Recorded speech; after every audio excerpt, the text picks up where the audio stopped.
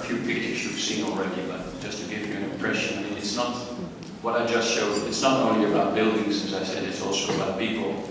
And in these meetings, we take topics like sustainability, how can you finance certain projects, what is the best way to apply for money, how do you do your marketing, and you can understand that if you have, for instance, a regional function somewhere in Bulgaria, that you do your marketing completely different from a big center that is located in the capital of Western Europe. But it doesn't mean that you cannot learn from each other. I've noticed, coming from a big center, my center is about 400,000 visitors a year, which is a lot. And we have 250 people working and over 1,400 different programs a year. That we are run professionally, with the danger of a little bit of bureaucracy also. But if you work together in these meetings with people who come from much smaller and different countries and places and do things differently, that you get other ideas and freshness of how to operate. So that's why I would like to show you these slides where you can see people busy. So this is interesting in London. Former train stations turned into a center.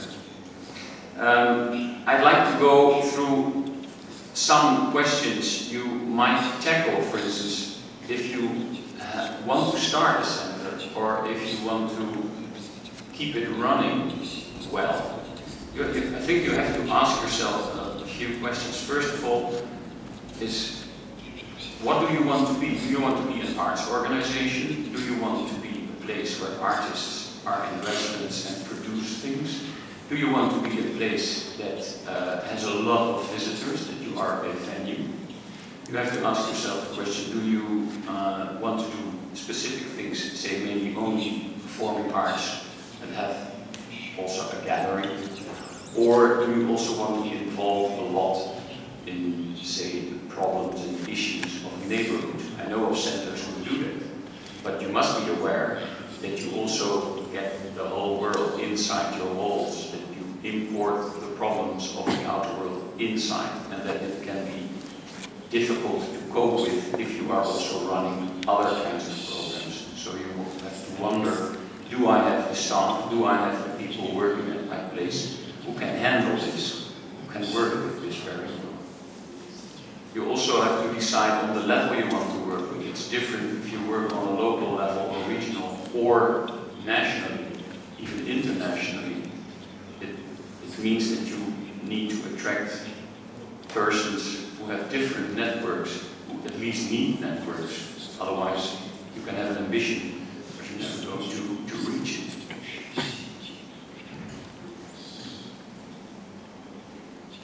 You have to be sure that all people who are involved in your center, that they are more or less working in the same direction. So it's good. We spent some workshops on this in our network, on mission and vision and on leadership. It's good to ask yourself, say every 5 years, are we still doing what we said we would do? Are we still heading in the direction which is our big dreams?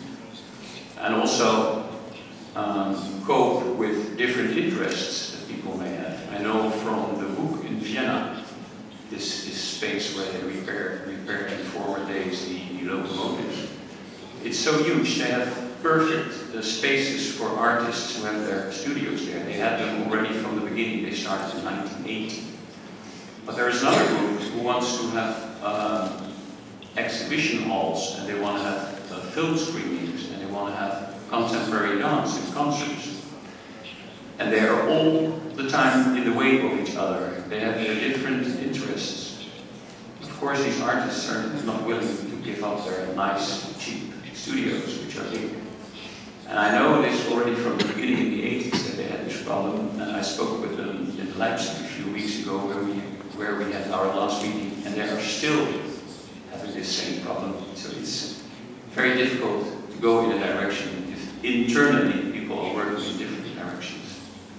And I myself, I must say that at Melkweg, where the main part of the budget, of the amount of visitors that are coming, of the amount of programs, is all around our concerts, pop and rock and world music concerts.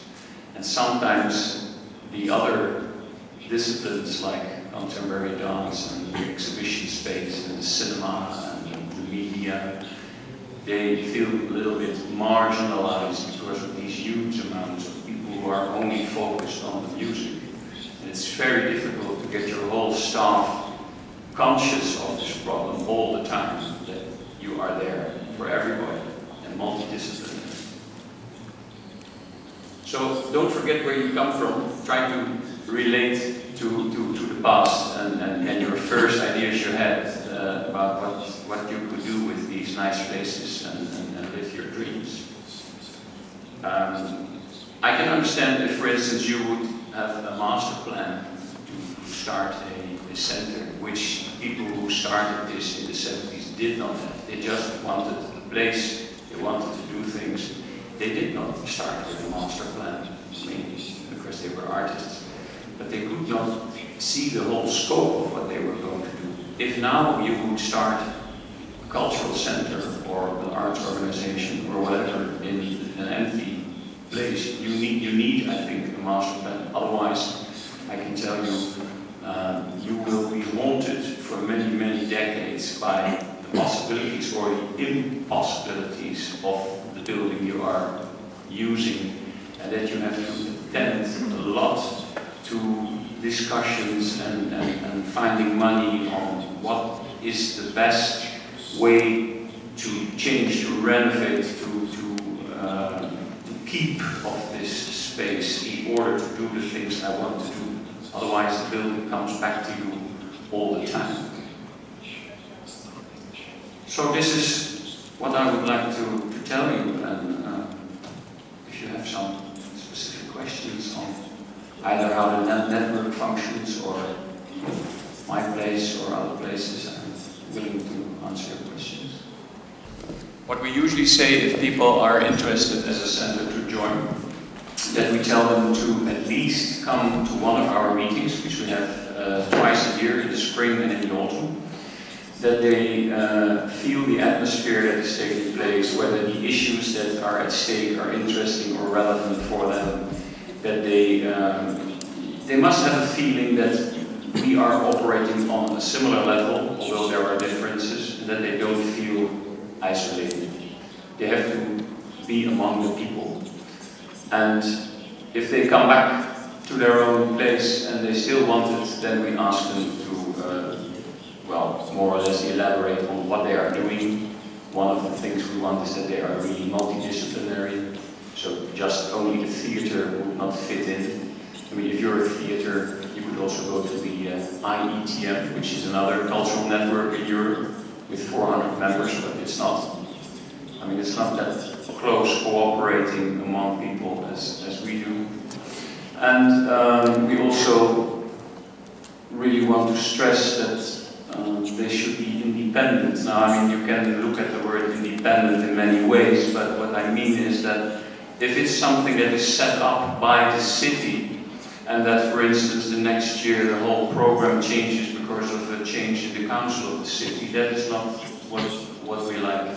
So we prefer the arts spaces, centers that came out of initiatives of people themselves.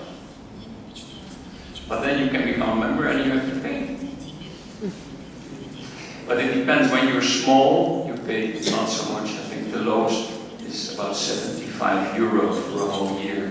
Your main costs are, of course, in that you travel to these meetings, and although still, I think, for a 4-day meeting, which is quite some time, your attention to the meeting is only 25 or 40 euros. Those are not the costs. And I know that many people take a lot out of these meetings back to their own place. And if you are not really fit the criteria to become a member, you can also become a friend, of course. That means that you have not the decision on the way the network is heading, but you are informed and you can take part in the meeting.